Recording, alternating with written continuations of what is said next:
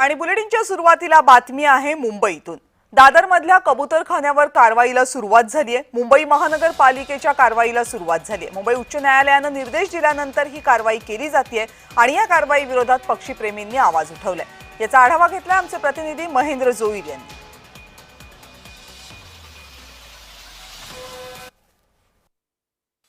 उच्च न्यायालयाच्या आदेशानंतर मुंबईतील कबूतरखान्यांवरती जे आहे ते मुंबई महानगरपालिकेकडून जे आहे ते कारवाई करण्यात येते। या ठिकाणी तुम्ही पाहू शकता की जी इथे विद्युत यंत्रणा होती ती या ठिकाणी तोडण्यात आलेली आहे। एका ठिकाणी तुम्ही पाहू शकता सगळे जे विद्युत कर्मचारी आहेत ते या ठिकाणी त्याचा विद्युत पुरवठा आहे तो खंडित करण्याचा काम चालू आहे। आणि या ठिकाणी आपण पाहू शकतो की बांबू आणण्यात आले आहेत। एका प्रकारे ह्या ज्या कबूतरखान्याला पूर्ण पद्धतीने शेड बांधण्यात येणार आहे आणि त्यानंतर जाळी टाकण्यात येणार आहे। या ठिकाणी पाहू शकता आपण सुतळ्यांचा गट्टा आहे जे बांबू इथे लावण्यात येणार आहेत। त्यानंतर इथे पक्ष्यांना खाद्य घातल्यानंतर खाद्य घालू शकत नाही आणि जे खाद्य घालायला येतील त्यांच्यावरती दंडात्मक कारवाई केली जाणार आहे। या ठिकाणी जो ट्रक आहे त्या ट्रक मध्ये पण जे आहेत ते बांबू आणण्यात आलेले आहेत आणि या ठिकाणी पोलिसांचाही जो पहारा आहे तोही या ठिकाणी लावण्यात आलाय, कारण पक्षीप्रेमींचा या गोष्टीला विरोध होता। काल आपण पाहिलं तर रात्री मुंबई महानगरपालिकेची टीम या ठिकाणी पोहोचली होती आणि त्यानंतर ह्या कारवाईला जो तो एका ठिकाणी इथल्या पक्षीप्रेमींचा आणि स्थानिकांचा विरोध होता। त्यानंतर पुन्हा आज मुंबई महानगरपालिकेकडून ह्या कबूतरखान्यांवरती कारवाई करण्यात येते। व्हिडिओ जर्नलिस्ट ललित चौधरीसह मी महेंद्र जोईल, जय महाराष्ट्र न्यूज, मुंबई। आणि महेंद्र जोईल घटनास्थळावरून सध्या आपल्या सोबत आहेत। महेंद्र, आत्ताही महानगरपालिकेची कारवाई सुरू आहे का की कारवाई संपलेली आहे आणि या कारवाईला आज विरोध होतोय का?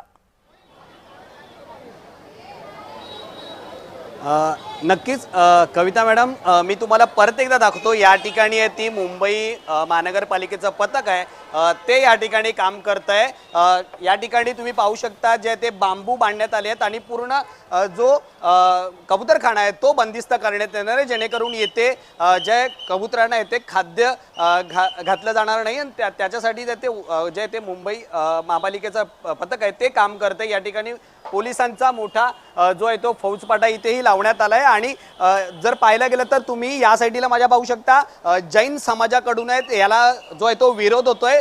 इथे काही लोक आहेत ते रस्त्यावर आलेत, त्यांच्याबरोबर आपण चर्चा करूया। या सगळ्या गोष्टीला त्यांच्याकडून आहे तो विरोध करण्यात आला। काल मुंबई महानगरपालिकेचं पथक आहे ते या ठिकाणी आलं होतं आणि त्यानंतर इथल्या लोकांचा जो विरोध होता त्या विरोधानंतर आहेत आज पुन्हा महानगरपालिकेचं पथक आहे ते या ठिकाणी आलंय आणि हा जो आहे तो तोडक म्हणजे ती बंदिस्त करण्यात येणार आहे। या ठिकाणी काही जैन समाजाचे लोक आहेत त्यांच्याबरोबर आपण बोलूया। महाराज, क्या कहना चाहेंगे? आज कबूतरखाना इतना पुराना, इतना हेरिटेज है, वास्तु को बंद किया जा रहा है। देखो, मैं तो आप लोगों से एक ही बात कहूँगा कि जातिवाद हमको कोई क्रियाक्रम करना नहीं है, लेकिन एक बात विचार करो कि हम मानव है। क्या है? मानव है। हमारे देश के अंदर हर चीज़ को एक से बड़ी पदवी दी गई है। हम बोलते हैं हमारे देश के अंदर कि राष्ट्रीय पक्षी मोर है, बराबर है, तो वो भी एक जीव है और ये कबूतर है ये भी एक जीव है। लेकिन एक बात याद रखो कि हम पंचेंद्रिय जीव हैं। कौन है? पंचेंद्रिय जीव हैं। और हमें क्या है कि ये भाई धर्म कैसा होना चाहिए हमारा, वो तो अबोध जीव है। उनके पास क्या है कि 5 इंद्रिय है लेकिन जुबान नहीं है।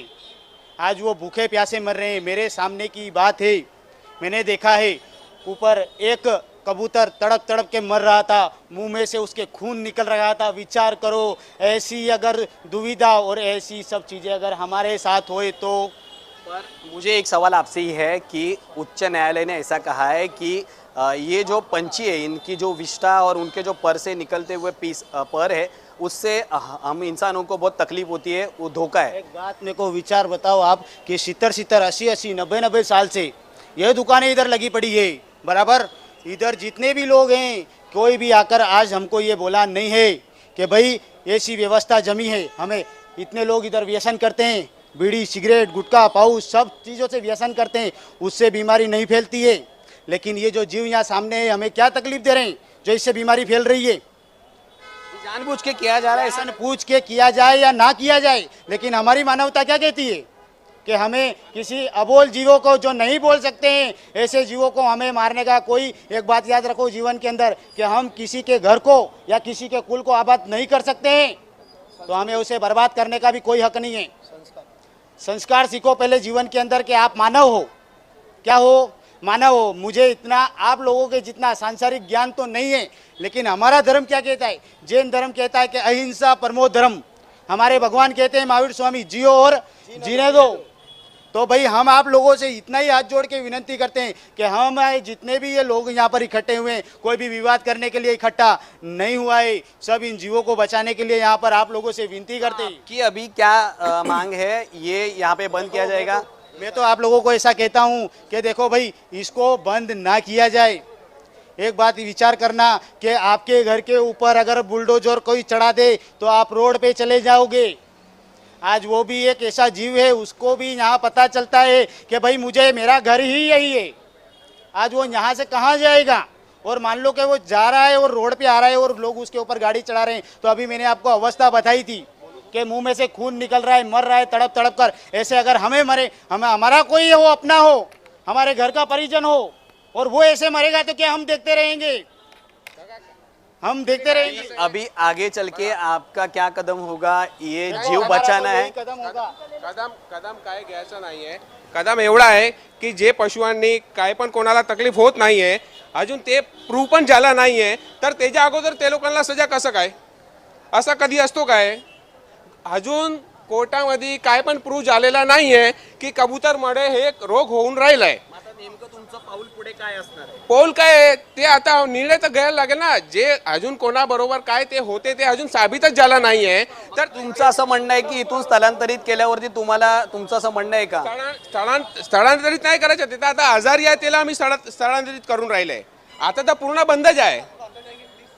आता पूर्ण बंदच आहे ना. स्थलांतरित तर काय, ते आजारी आहे त्याला स्थलांतरित करून राहिलंय.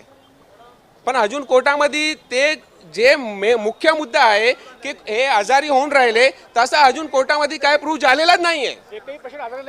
आरटीआयचे रिपोर्ट आहे, सर्व नायर हॉस्पिटल, केएम हॉस्पिटल सर्वांचे आरटीआयचे रिपोर्ट आमच्याकडे मौजूद आहे. ते कोर्टमध्ये आम्ही दिले, पण त्याच्यावरती कोणी पण नजर टाकायची कोणाची पण ते हाय नाहीये. आता याच्या पुढे तुमचं नक्की नेमकं पाऊल काय असणार आहे? नेमका पाऊल काय, आता ते आम्ही ते लढणार आहे त्याच्यासाठीच आम्ही. दुसरं काय करणार त्याच्यासाठी? नक्कीच कविता मॅडम, जैन समुदाय आहे तो आता एक समुदाय नाही किंवा हिंदू म्हणू आपण त्यांना, ते ह्या पक्षांसाठी जे ते न्यायालयीन लढाई लढण्याचं त्यांच्याकडून सांगण्यात येते. धन्यवाद तुम्ही दिलेल्या सगळ्या सविस्तर माहितीबद्दल, आणि या कार्यवाहीची सगळी अपडेट आपल्याकडनं वारंवार घेतच राहू.